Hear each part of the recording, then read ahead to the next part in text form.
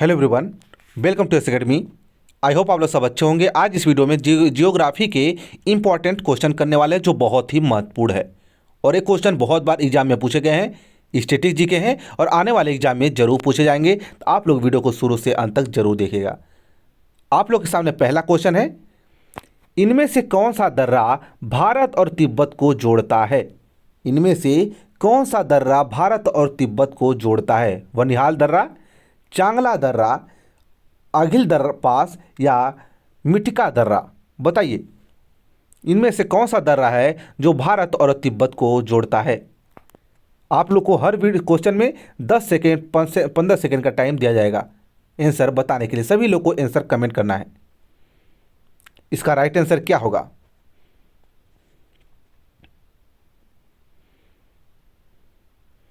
भारत और तिब्बत को कौन सा दर्रा जोड़ता है?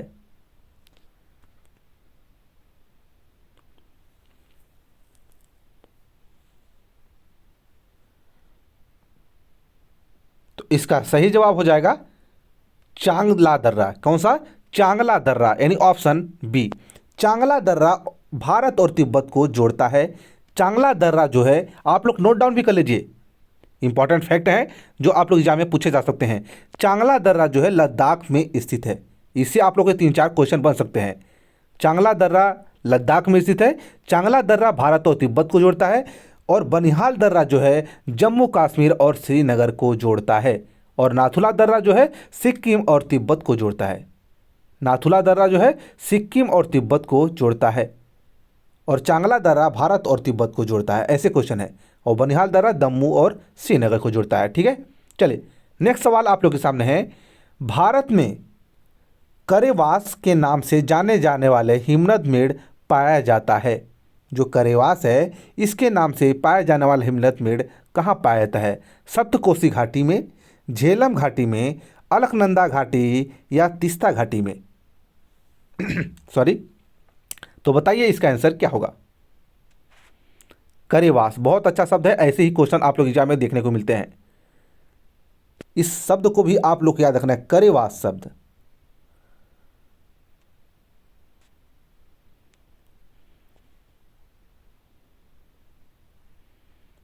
जो नदियों हिमनदों को अच्छे से पढ़े होंगे उनके साथ आसानी से बन जाएगा। चलिए, इसका राइट आंसर हो जाएगा झेलम घाटी में। कहाँ है? जो करेवास मेढ़ पाए जाते हैं झेलम घाटी में पाए जाते हैं। झेलम और उसकी सहायक नदियों के समतल भूमि का पठार जैसी मेढ़ का अनुक्रम मौजूद है, जिसे स्थानीय भाषा में करेवास या वद्र कहा जाता है। देखो, एक शब्द और आ गया, एक वर्ड। करेवास को वद्र भी कहा जाता है, आप लोग को याद रखना है। ठीक है, जो झेलम घाटी में पाया जाता है और कई वर्षों के लगातार कटाव के बाद लगभग आधी घाटी करेवास द्वारा अधिकृत है। ठीक है, करेवास झील का जमाव है, जिसका अर्थ कश्मीर घाटी में झील का जमाव है। ठीक है, आप लोग कहते हैं करेवास झील का एक जमाव है। ठीक है, आप लोग को याद रखना है। नेक्स्ट आप लोग बता दूं, ये चपटी चपटी वाले टीले हैं जो कश्मीर घाटी के हर तरफ सीमा देख रहे हैं। जो चपटी चपटी घाटी हैं, ये शंकु आकार के होते हैं, आप लोग को ध्यान रखना है। ठीक है, जो चपटी चपटी घाटी होते हैं, टीले होते हैं। करेवास नवीनतम युग में बना है, जब पूरी कश्मीर घाटी पानी के नीचे थी। ठीक है, आप लोग को याद रखना है। झेलम घाटी कश्मीर घाटी का एक हिस्सा है, जो 140 किलोमीटर लंबा और 140 किलोमीटर चौड़ा एक अंडा आकार बेसिन है। आप लोग को इतना ही रखना है, ये बहुत ही महत्वपूर्ण फैक्ट है। ठीक है, चलिए नेक्स्ट सवाल लेते हैं। नेक्स्ट प्रश्न है, निम्नलिखित में से किस प्रकार का वन भारत में सबसे बड़े क्षेत्र में पाया जाता है? क्वेश्चन को ध्यान से सुनिएगा। भारत में किस प्रकार का वन सबसे अधिक क्षेत्र में पाया जाता है? ऑप्शन है उष्णकटिबंधीय नम पर्णपाती वन, ऑप्शन बी उष्णकटिबंधीय शुष्क सदाबहार वन, ऑप्शन सी पर्णपाती आर्द्र समशीतोष्ण वन या ऑप्शन डी उष्णकटिबंधीय आर्द्र सदाबहार वन। क्या होगा इसका आंसर?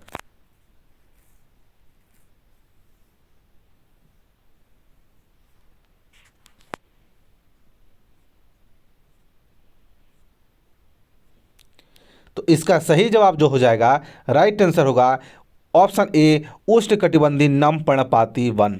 ठीक है, ये भारत में सबसे व्यापक वन है। इन्हें मानसूनी वन भी कहा जाता है।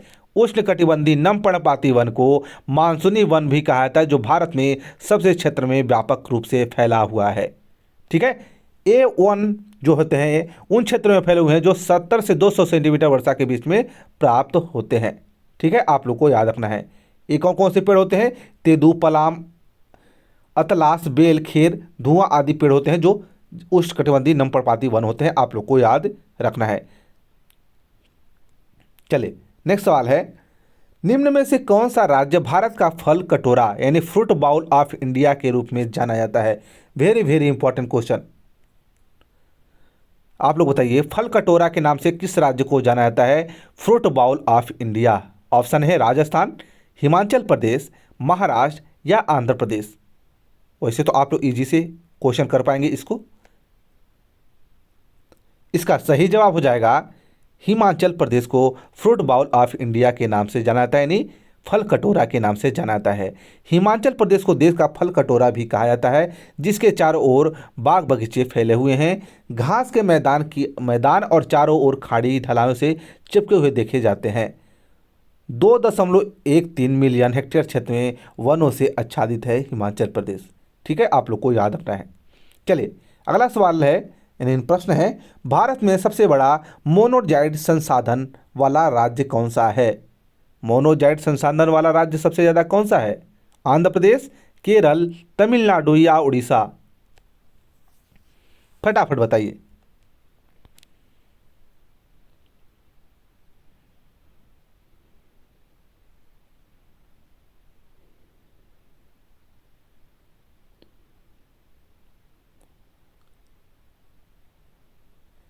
तो इसका सही जवाब क्या होगा? इसका सही जवाब हो जाएगा केरल। ठीक है, मोनोजाइट थोरियम का एक महत्वपूर्ण अयस्क है। जो मोनोजाइट है ये थोरियम का महत्वपूर्ण अयस्क है। मोनोजाइट रेत का सबसे बड़ी मात्रा केरल के तट पर है। मोनोजाइट की जो रेत का मात्रा है सबसे बड़ा मात्रा जो है केरल के तट पर है। रेडियोधर्मी तत्व वे तत्व होते हैं जिनमें नाभिकीय विलयन होते हैं तथा जो अल्फा किरण, बीटा किरण और गामा किरण का विसर्जन करते हैं उसे रेडियोधर्मी तत्व कहते हैं। ठीक है, आप लोग को याद रखना है। यूरेनियम और थोरियम सर्वश्रेष्ठ ज्ञात रेडियोधर्मी को तत्व माना जाता है। यूरेनियम और थोरियम को सर्वश्रेष्ठ ज्ञात रेडियोधर्मी तत्व माना जाता है। और आप लोग को बता दूं, थोरियम का रासायनिक प्रतीक जो होता है ये होता है TH और परमाणु क्रमांक 19 होता है। थोरियम -232 थोरियम का सबसे स्थिर समस्थानिक होता है। ठीक है, आप लोग को याद रखना है। चलिए अगला प्रश्न है, भारत का सबसे बड़ा तैरता कौन सा? भारत का सबसे बड़ा तैरता सौर ऊर्जा संयंत्र किस राज्य में स्थापित करने का प्रस्ताव है? ऑप्शन है महाराष्ट्र, उड़ीसा, तेलंगाना या तमिलनाडु। ये प्रस्तावित है तैरता सौर ऊर्जा संयंत्र। तो इसका सही जवाब हो जाएगा आप लोगों के सामने तेलंगाना में। कहाँ पे? तेलंगाना में। आप लोगों को डिटेलिंग में बता दूं, भारत का सबसे बड़ा तैरता जो सौर ऊर्जा संयंत्र है तेलंगाना के पेदापल्ली में। कहाँ पे? तेलंगाना के पेदापल्ली जिले के Ramagundam national thermal power corporation limited यानी NTPC द्वारा विकसित किया जा रहा है। ठीक है, आप लोग को याद रखना है। 2022 तक 100 गीगावाट का सौर संयंत्र स्थापित किया जा रहा है। ठीक है, आप लोग को याद रखना है। अगला प्रश्न है, छत्तीसगढ़ राज्य में भिलाई किस उद्योग के लिए प्रसिद्ध है? भिलाई जो है किस उद्योग के लिए प्रसिद्ध है? आप लोगों से एक क्वेश्चन तो बनना ही बनना चाहिए। सूती, उर्वरक, लोहा इस्पात और एल्युमिनियम किस उद्योग के लिए भिलाई प्रसिद्ध है? यदि आप लोग भिलाई को पूरा नाम जानते होंगे कि भिलाई को किस नाम से जाना जाता है, आप लोग आसानी से बताएंगे। आप लोग को बता दो, भिलाई को भिलाई इस्पात संयंत्र के नाम से भी जाना जाता है। आप लोग का राइट आंसर जो हो जाएगा लोहा और इस्पात हो जाएगा। भिलाई को मध्य भारत के इस्पात शहर के रूप में जाना जाता है। क्या है? भिलाई को मध्य भारत के इस्पात संयंत्र के नाम से जाना जाता है। यह भिलाई स्टील प्लांट के लिए प्रसिद्ध है जो steel authority of India limited के इकाइयों में से एक है। इस क्षेत्र में इसके आसपास कई उद्योग की उपस्थिति के कारण इसे इंडस्ट्रियल क्यूबो भी कहा जाता है। आप लोग यहाँ बहुत ही महत्वपूर्ण शब्द है, इंडस्ट्रियल क्यूबो किसे कहा जाता है? भिलाई को। किसको? भिलाई को इंडस्ट्रियल क्यूबो कहा जाता है। आप लोग याद कर लीजिए, इंडस्ट्रियल क्यूबो। ठीक है, नेक्स्ट प्रश्न है, कौन सा बंदरगाह पूर्वी तट पर सबसे पुराने कृत्रिम बंदरगाह में से एक है? चेन्नई, कांडला, विशाखापट्टनम या पारादीप बंदरगाह?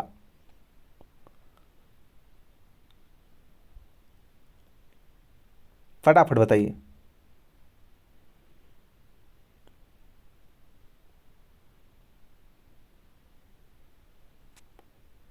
इसका सही जवाब हो जाएगा चेन्नई बंदरगाह। चेन्नई बंदरगाह जिसे पहले मद्रास बंदरगाह के नाम से जाना जाता था। ठीक है, मुंबई के नानासावा के बाद भारत का दूसरा सबसे बड़ा कृत्रिम बंदरगाह है। ठीक है, यह पूर्वी तट से सबसे पुराने कृत्रिम बंदरगाह में से एक है। यह बंदरगाह बंगाल खाड़ी में सबसे बड़ा है। ठीक है, नेक्स्ट सवाल है, कुमाई हिमालय निम्नलिखित में से किन दो नदियों के बीच स्थित है? एक क्वेश्चन बहुत बार पीएससी एग्जाम में देखने को मिले हैं। कुमाई हिमालय जो है किन दो नदियों के बीच स्थित है? काली और तीस्ता, तीस्ता और ब्रह्मपुत्र, सिंधु और सतलज या सतलुज या काली? बताइए फटाफट।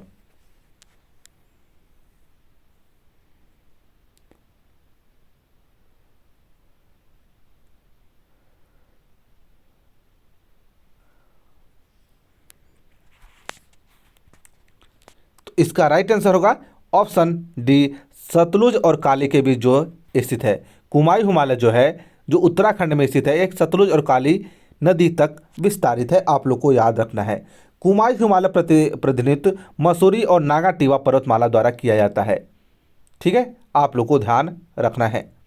नेक्स्ट सवाल है, तिब्बत में ब्रह्मपुत्र नदी के रूप में जाना जाता है, यानी तिब्बत में ब्रह्मपुत्र नदी को और किस अन्य नाम से जाना जाता है? तोंगत्सो, दिबंग, लोही या दिहांग? बताइए फटाफट। बहुत ही अच्छा क्वेश्चन है, वेरी वेरी इंपॉर्टेंट क्वेश्चन है।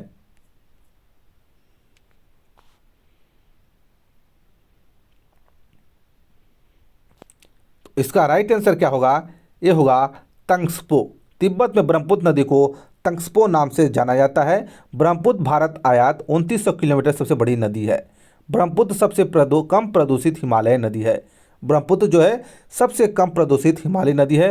ब्रह्मपुत्र को लाल नदी के रूप में जाना जाता है। वेरी वेरी इंपॉर्टेंट क्वेश्चन, आप लोग याद कर लीजिएगा। ब्रह्मपुत्र नदी को लाल नदी के नाम से भी जाना जाता है। ठीक है, आप लोग से एग्जाम में पूछ लिया जाएगा कि लाल नदी के नाम से किस नदी को जाना जाता है। आप लोग को याद रखना है, ब्रह्मपुत्र नदी को लाल नदी के नाम से जाना जाता है। ठीक है, आप लोग को याद रखना है। तो ये रहे आज के इंपॉर्टेंट क्वेश्चन। आई होप आप लोग को पसंद आए होंगे। पसंद आए तो वीडियो को लाइक और शेयर कीजिए। आप लोग की जो नेक्स्ट वीडियो आने वाली है वह जनजाति के ऊपर होने वाली है, जो बहुत ही महत्वपूर्ण है। ठीक है, जनजाति के ऊपर। ठीक है, आप लोग इस वीडियो का जरूर वेट कीजिए। चैनल को अभी तक सब्सक्राइब नहीं किए हैं तो चैनल को जरूर सब्सक्राइब कर लीजिएगा। ठीक है, चलिए मिलते हैं नेक्स्ट वीडियो में। धन्यवाद।